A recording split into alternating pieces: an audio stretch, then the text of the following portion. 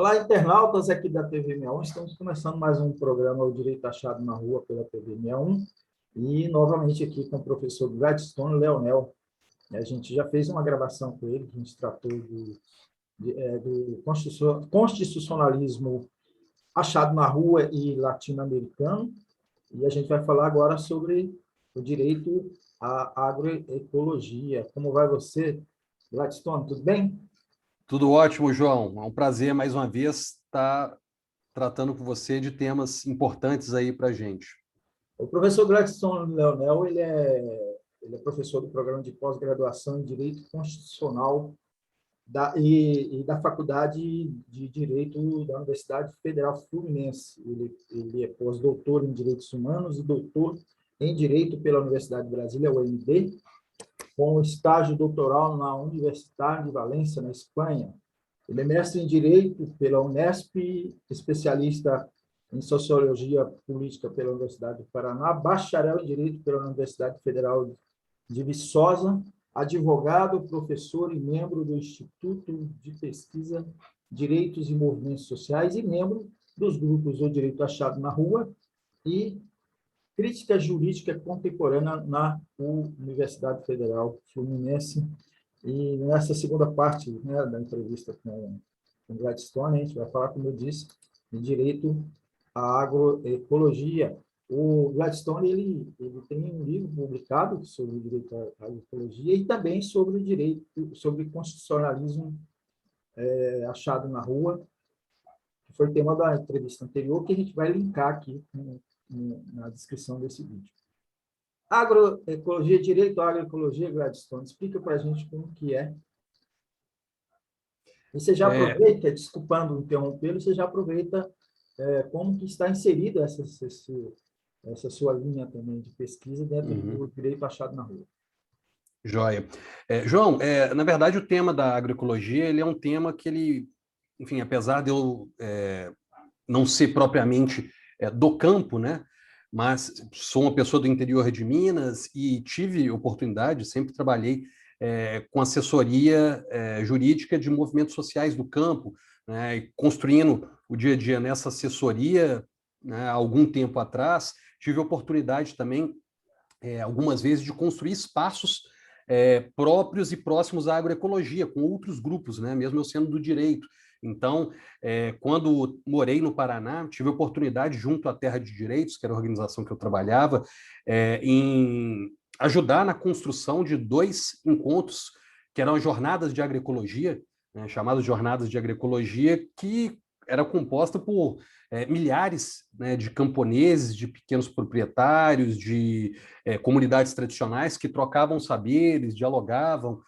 Então, foi um momento de experiência prática muito importante, o que me possibilitou também, né, uma experiência prática atuando junto com comunidades tradicionais, além, né, dos camponeses, dos movimentos sociais de luta pela terra, como MST, MAB, MPA, mas atuando principalmente com os povos faxinalenses, que atuavam em alguma medida também com policultura alimentar, com experiências agroecológicas, e isso me fez, ao longo do mestrado, desenvolver uma dissertação que trabalhava de uma forma paralela e secundária temas próximos à agroecologia e que tratava de direitos étnicos e coletivos desses povos, né, os quais eu tinha atuado profissionalmente, né, na assessoria jurídica popular, o que me estimulou, né, a refletir e trazer esses elementos da agroecologia para o debate jurídico e para fazer um contraponto ao que vinha se especializando dentro da temática do direito agrário,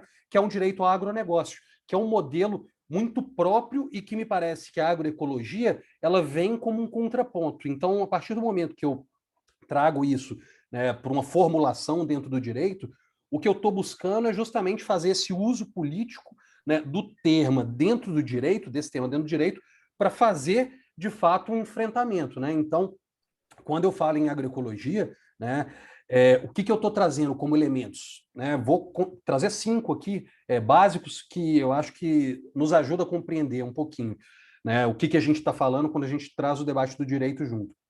Primeiro, falar em agroecologia, falar em alimento saudável. Então, é alimento sem agrotóxico, sem transgênico, que nos garante segurança alimentar. Segundo, Falar em agroecologia também é falar em alimento barato. Alimento que é voltado para o mercado interno, não é uma commodity para exportação, é voltado para a alimentação das pessoas. Difere do orgânico, porque não necessariamente vai ser aquele que é voltado para um nicho de mercado, mas é voltado para as pessoas de uma forma geral, para garantir a soberania alimentar. Um terceiro elemento é um alimento produzido com respeito ao trabalhador e à trabalhadora, então sem exploração deles mesmos e a partir de uma produção própria. É o alimento, em regra, né, como quarto elemento, produzido em pequenas propriedades ou comunidades, então ele não se associa ou ele não é possível de ser estabelecido a partir de uma estrutura latifundiária, como a estrutura do nosso país atualmente. E como quinto elemento, me parece que é um alimento, entre aspas, consciente, a partir do momento que, para ele ser produzido, é fundamental respeitar o meio ambiente e dialogar com outros saberes, não simplesmente os saberes acadêmicos, universitários, mas os saberes comuns, os saberes que são passados de geração em geração pelas pessoas, que vai para além do cientificismo. Então, por isso, me parece que é muito importante a gente fazer esse debate da agroecologia e casar o debate do direito junto à agroecologia. Muito bom. Se você me permitir, eu queria fazer um link, né, nessa nossa conversa com o que nós conversamos anteriormente, né? Primeiro, reforçar que essa é uma resistência também, né? Acaba sendo uma grande resistência popular. A gente vê, inclusive, movimentos, não só a MST, mas outros movimentos, né? A Frente Nacional de Luta, Campo Cidade, e outros movimentos, e as próprias federações de trabalhadores, né? O Sindicato de Trabalhadores e a Confederação Nacional de Trabalhadores Rurais também, né? Inseridos nessa luta, né? Associações cooperativas espalhadas pelo Brasil inteiro, então acaba sendo uma luta popular. E no plano mais abrangente aí é a contraposição, né, a luta contra o latifúndio, né, e a reforma agrária é um tema que está um pouco deixado de lado, né, não se fala muito, né. O próprio MST, que sempre foi o grande baluarte da reforma agrária, ele está se focando muito mais na consolidação de suas estruturas já organizadas, cooperativas, associações, que é também muito bom, né, que é importante, cumpre um papel muito importante, mas a luta pela reforma agrária é uma luta importante que está inserida aí na garantia disso, né? Como você A luta... mencionou, o direito, né, que está prevalecendo é o direito ao agronegócio, né? E a grandes extensões de terra que está, além de não trazendo benefícios para a população em geral, está destruindo completamente o meio ambiente. Então, essa questão da agroecologia é muito importante. Queria que você, nessa salada que eu fiz total aqui, você comentasse. João, você trouxe elementos que são muito importantes. Por quê? Porque o que a gente observa nos dias de hoje é que o modelo agroambiental que nós temos no Brasil hoje é de uma agricultura completamente insustentável. Então, é feita para dar errado. Não é feita para dar certo. E por quê? E eu vou destacar alguns elementos. A gente está falando de um modelo agroambiental que é pautado em 521 anos de latifúndio, num país continente, o que é um absurdo, inclusive para os marcos do capitalismo, que historicamente fez reforma agrária para potencializar pequenos proprietários, ou seja, pequenos proprietários, você está multiplicando os proprietários, você não está propondo um regime socialista, ao contrário, você está transformando um grande proprietário em pequenos proprietários, você está potencializando o mercado. Então, curiosamente, né, a reforma agrária às vezes é trabalhada como se fosse uma bandeira socialista, mas a princípio não é. A princípio é uma bandeira do capitalismo. Né? Então, é tão atrasado a nossa estrutura agroambiental que ela já parte, né, de uma estrutura muito defasada e que gera um impacto social e ambiental muito pesado, um ônus muito pesado para nós latino-americanos, né, não só brasileiros. A diferença é que a gente está falando de uma, vamos dizer, 521 anos de latifúndio, de pessoas e de uma estrutura agroambiental que ainda usa exploração de força de trabalho, inclusive escrava, nos dias de hoje, com exportação de matéria-prima, de commodities. Então, não alimenta o mercado interno, né? Não é para alimentar as pessoas. Então, a propaganda que a gente vê na televisão do agro é pop, que é o que alimenta as pessoas no Brasil, é uma mentira, porque isso aí vai alimentar, na verdade, vai ser feito, por exemplo, farelo de soja, etc., ração para boi na Europa ou para vamos dizer, para trazer suplementos alimentares ou conjugar com suplementos alimentares que vão para fora do país e não ficam aqui, ou às vezes nem alimentares. Tá? A gente tem um modelo agroambiental que se pauta pela destruição ambiental. Basta a gente ver o que foi a Vale do Rio Doce e a Samarco na experiência de Mariana, né, e na experiência de Brumadinho. Então, qualquer extração de commodity, nesse caso commodity mineral, né, é feito com degradação ambiental. Então, o ônus ambiental e social, mais uma vez, fica com a gente, e o lucro, né, com essas transnacionais. E a gente tem os alimentos nacionais caros, porque se privilegia o agronegócio e a commodity para exportação, então os alimentos daqui ficam caros, envenenados, uma vez que o Brasil é o maior consumidor de agrotóxico do mundo.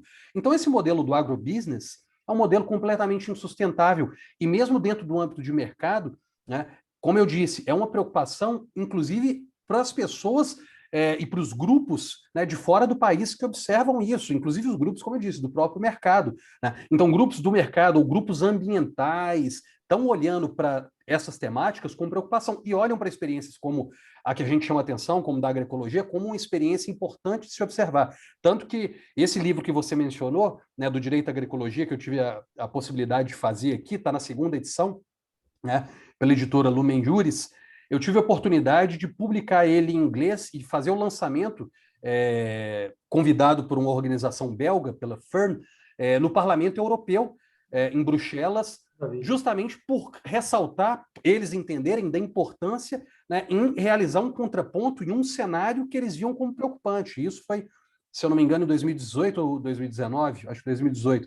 Então, imagine agora, né, com o aprofundamento desse governo, em que não se respeita as florestas, Pantanal, floresta amazônica, se aprofunda as desigualdades, se aprofunda um modelo agroexportador que não tem qualquer comprometimento social ou ambiental. Então, essa bandeira da agroecologia é uma bandeira, me parece, necessária para a gente conseguir, né, manter preservado minimamente nossas vidas, né, para as próximas gerações aí, não tem outra escolha. Exatamente.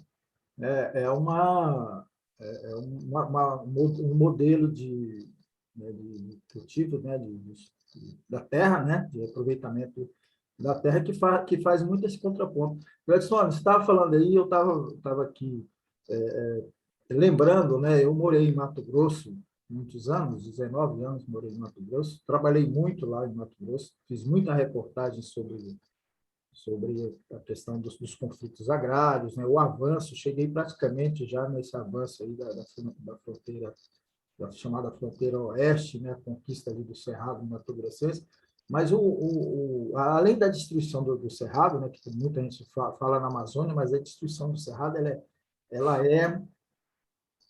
é terrível, né? O Cerrado brasileiro está praticamente todo destruído. Você percorre 300, 400 quilômetros nas rodovias de Mato Grosso e você só vê plantação de soja, plantação de milho, plantação de algodão, enfim, essas grandes extensões de plantação destruindo. Mas está avançando muito para a Amazônia.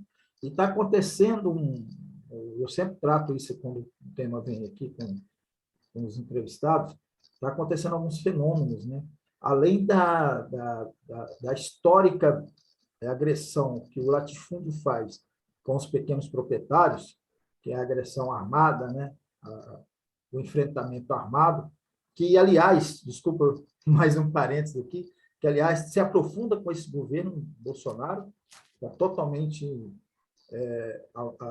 eles estão totalmente armados, estão mesmo, não é retórica nenhuma, né? É concreto isso. Além disso tudo, o latifúndio, o agronegócio, utiliza de elementos aí devastadores, como pulverizar, inclusive com elementos químicos que foram utilizados, né, na guerra biológica no Vietnã, né, na biológica não, na guerra química no Vietnã, como chamado agente laranja, contra essas comunidades. Né? Você tem acompanhado isso?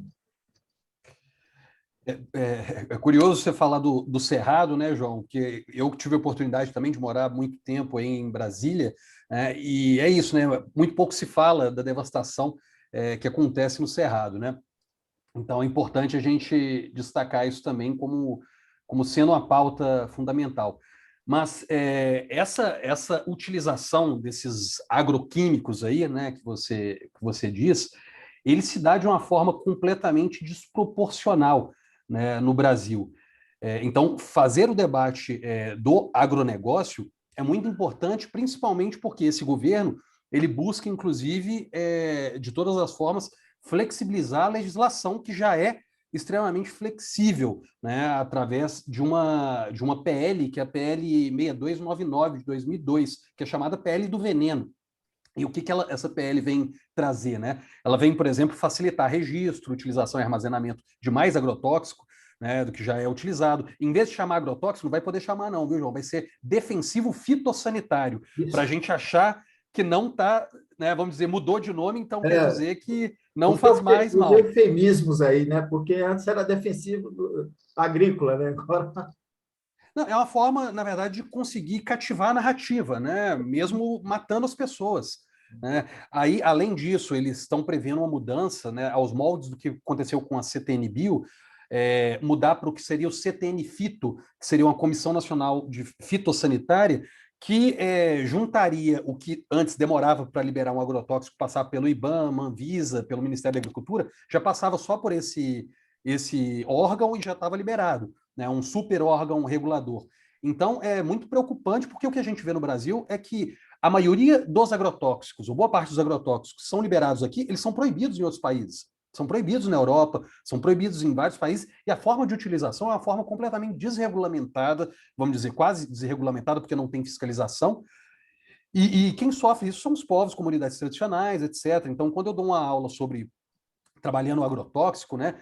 Tem umas fotos que eu tenho, que eu peguei a partir do material do professor Pignatti, professor da Federal do Mato Grosso, né, médico, e o professor, peguei, se eu não me engano, no material dele, uma foto que tem um avião, né, com agrotóxico despejando em cima das aldeias chavantes. Né, em cima da aldeia chavante, ele se despejando vamos dizer, agrotóxico na lavoura próximo, mas passando também em cima da aldeia chavante, assim, né, independente do impacto dessas pessoas, que causam nessas pessoas um impacto direto, né, fora, né, água contaminada, fontes de água doente, contaminação, vamos dizer, do plantio, né? Enfim, é uma situação muito complicada, de um custo socioambiental imenso, né? E o pior, você que já morou no Mato Grosso, talvez saiba dessa experiência, mas Sorriso, no Mato Grosso, é conhecido como a capital, né, do agronegócio por conta da produção de soja, não é? exatamente. Se eu não me engano, é isso, né? E não sei se você sabe, João, mas em abril de 2017, e aí é colocado como carro-chefe, como, vamos dizer, a força econômica, né, do agronegócio, a potência econômica. Mas imagine, a cidade é considerada uma potência econômica em razão do agronegócio. Em abril de 2017, o governador queria fechar o hospital por falta de pagamento.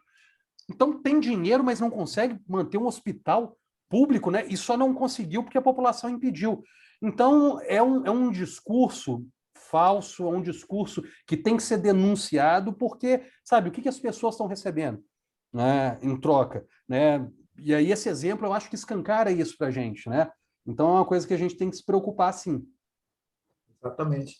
Tem um professor, né, um pesquisador lá em Mato Grosso, estou até procurando o nome dele aqui, eu sei que é Celso, queria pegar o sobrenome dele, ele, inclusive, Celso Banaszewski. Ele, inclusive, escreveu um livro sobre isso, em que ele trata dessa questão do agronegócio, porque é uma falácia que o agronegócio contribui para o desenvolvimento do país, porque você tem a Lei Candir, que ela favorece essa exportação, não deixa um centavo de contribuição fiscal nos municípios. Então, você tem, ele mostra isso com o estudo dele, ele mostra que você tem cerca de 10 municípios, entre eles Sorriso, que são municípios que experimentam um certo desenvolvimento, mas a maioria dos 141 municípios de Mato Grosso vive na pobreza. E quem garantia que que essas populações tivessem um pouquinho de dignidade, eram os programas sociais, entre eles a Bolsa Família. Ele prova isso na pesquisa dele. João, se você puder depois compartilhar essa pesquisa com a gente, é muito importante. Eu acho que até para mim que trabalho isso até na graduação aqui, né, até é importante porque essa associação com a Lei Candir é perfeita, né? Perfeita porque as pessoas falam assim, porque pelo menos o agronegócio você vai ganhar com a exportação, com os impostos e tal. E, na verdade, não. Né? Não se ganha nem com os impostos porque, na verdade, eles são isentados, né?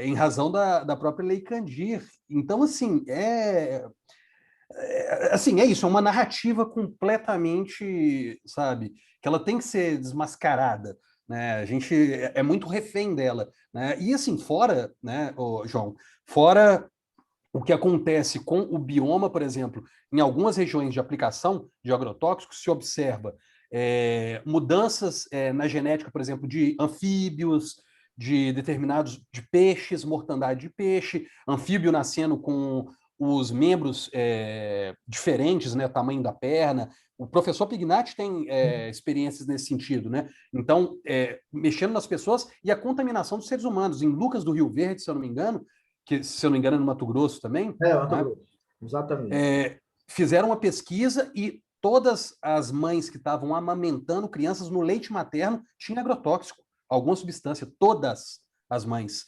Então, assim, sabe, estamos envenenando as próprias crianças, né? E o que tem em troco, o que tem de volta, né? Então é uma coisa muito perigosa, uma vez que a gente vê uma escalada, um aumento, na verdade, da liberação, né, desses agrotóxicos e uma não fiscalização. É algo que, enfim, nos toca, a todos nós, literalmente, né? Porque nós, mesmo que não moremos próximos dessas áreas, nós consumimos alimentos que são provenientes desse modelo, né? De um modelo que incentiva a utilização de agrotóxicos e que não tem uma devolutiva social e ambientalmente interessante para nós, enquanto projeto de nação, enquanto projeto de país.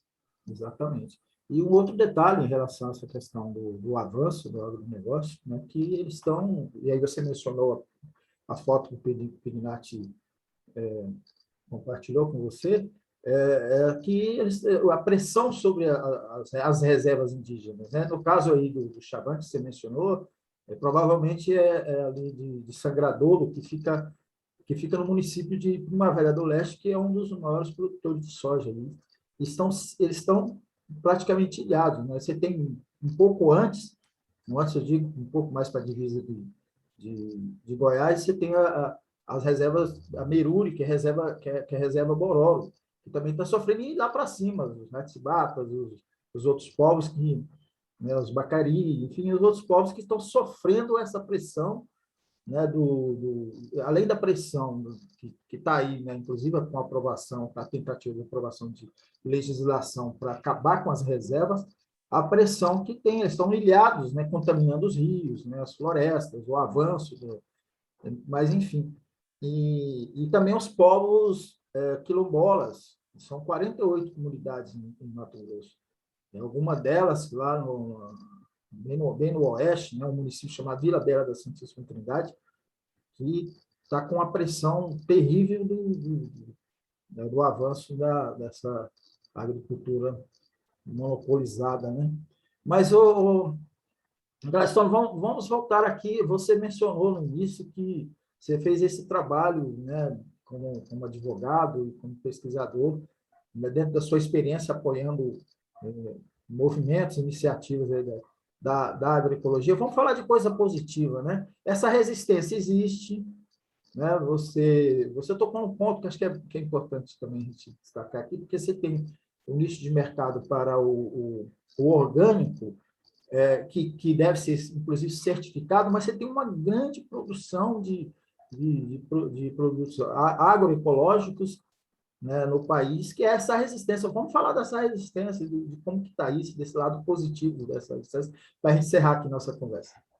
Joia. Não, é até importante, João, você ressaltar isso, porque me dá a oportunidade, inclusive, de falar de uma publicação recente do grupo, né, que o grupo de Direito Achado na Rua estava envolvido também, que eu tive também a felicidade de participar, que foi junto das comemorações dos 30 anos do Direito Achado na Rua, teve uma experiência do Direito Achado na Rua com a FIAM, e que resultou disso uma publicação chamada Direito Humano à Alimentação e à Nutrição Adequada, Enunciados Jurídicos, que o professor José Geraldo, a Roberta, o Antônio Escrivão e a Valéria estão como organizadores, e eu tive a oportunidade, inclusive, de fazer um enunciado tratando da agroecologia e um outro enunciado com a Valéria e um enunciado junto com a Vitória, que é uma mestranda, era uma mestranda, é uma mestre agora aqui do programa de Direito Constitucional da UF, tratando justamente da importância do debate sobre a preservação de costumes e conhecimentos tradicionais em face das regras de vigilância sanitária. Porque é justamente isso, né? Os pequenos, eles são sufocados em razão de regras que muitas vezes são estabelecidas e não respeitam minimamente, né, vamos dizer, a dinâmica própria e cultural, né, do seu estabelecimento alimentar, né, da sua segurança alimentar. Então, são temas que são importantes e que essa resistência ela se dá, né, desde os marcos da sociedade civil organizada, através, seja de iniciativas como a da FIAM, do Direito Achado na Rua, como dos próprios movimentos sociais, que fazem essa resistência ativa, né? Eu moro aqui no Rio de Janeiro e, por exemplo, eu consigo comprar, vamos dizer, fazer minha feira, né, através de um programa de iniciativa do Movimento de Pequenos Agricultores, né, que trabalham, que trazem aqui o produto agroecológico, etc. Então, assim, hoje tem algumas iniciativas que é importante a gente fortalecer essas redes, né, mas, obviamente, essas redes e esse fortalecimento ele não pode se dar simplesmente nesse espaço ou para a nossa alimentação, etc. A gente tem que apoiar, inclusive, a luta política e o projeto político que está por trás. E apoiar esse projeto é o que a gente estava falando anteriormente, é fazer a luta, por exemplo, pela reforma agrária, que é uma luta que ela não é uma luta secundária, é uma luta estrutural no país e que certamente vai garantir, né, que a agroecologia ela consiga se expandir muito mais e, consequentemente, aqueles direitos humanos que são anunciados muitas vezes, né, como direitos mas não materializados, eles passam a ter mais concretude. Quando a gente fala em agroecologia, então a gente está falando do quê? Num direito humano à alimentação adequada, que é garantido. Quando a gente está falando em agroecologia, a gente está falando em direito humano ao meio ambiente ecologicamente equilibrado. Quando a gente está falando em agroecologia com reforma agrária, a gente está falando de direito humano à terra rural, em quem tem o direito de ter a terra e que luta por terra. Quando a gente fala em agroecologia, eu estou falando do direito humano à saúde tanto do camponês quanto a do consumidor que vai consumir aquilo. Eu estou falando do direito humano ao trabalho, né, ao trabalho de quem trabalha a terra e que a agroecologia vai garantir uma maior empregabilidade do que o agronegócio. Estou falando do direito humano à educação, a educação não só como educação universitária, mas educação popular, né, que preserva esses saberes de geração para geração.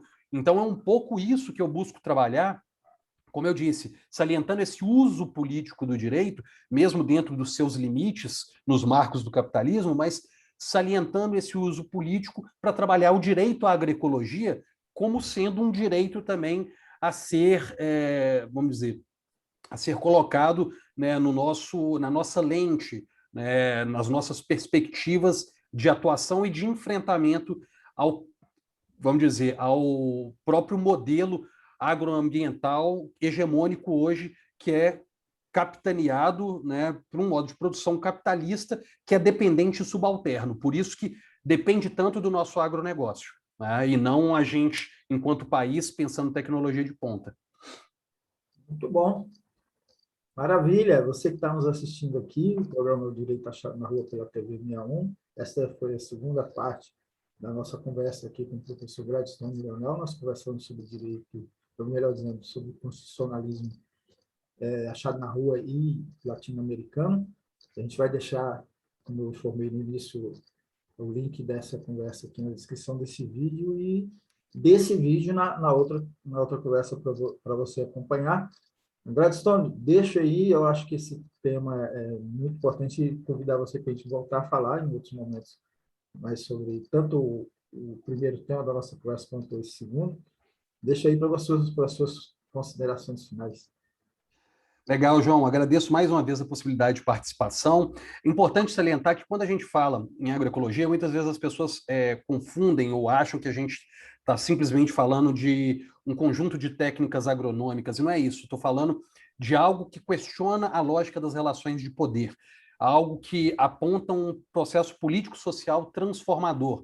E por isso é importante trazê-lo para o nosso debate, porque ele bate de frente, né, com a falha metabólica que permite uma crise metabólica diante do próprio capitalismo em si, uma vez que a agroecologia reconecta o ser humano com a natureza, com o campo e a cidade, diferentemente do que o capitalismo faz, que é afastar o homem e a mulher da natureza, né? Então, é importante a gente olhar esse tema como um tema muito sensível para nós, né, vamos dizer, olhar para frente aí e apontar projetos de sociedade, né? Então, fica aqui meu agradecimento para você pelo espaço e me colocando à disposição para debater esses e outros temas aí quando convidado. Muito obrigado. Importante essa última fala sua, e eu quero voltar um pouquinho, né, lá quando você menciona o agro é pop, o agro é tudo aquilo que se dissemina lá na Rede Globo. É importante isso para a gente quebrar o paradigma de que o agronegócio é tudo isso e enfrentar essa narrativa, né? Porque ela tá embutida aí a questão econômica, política que você tanto abordou, mas também tá aí a questão da luta ideológica, né? Da construção de ideias que faz parte da nossa luta de classes, que é importante, muitas vezes desprezada. É isso? Exatamente. Valeu, Gladstone, muito bom, agradeço demais você. E você que nos assistiu aí, um grande abraço. Até a próxima. Obrigado.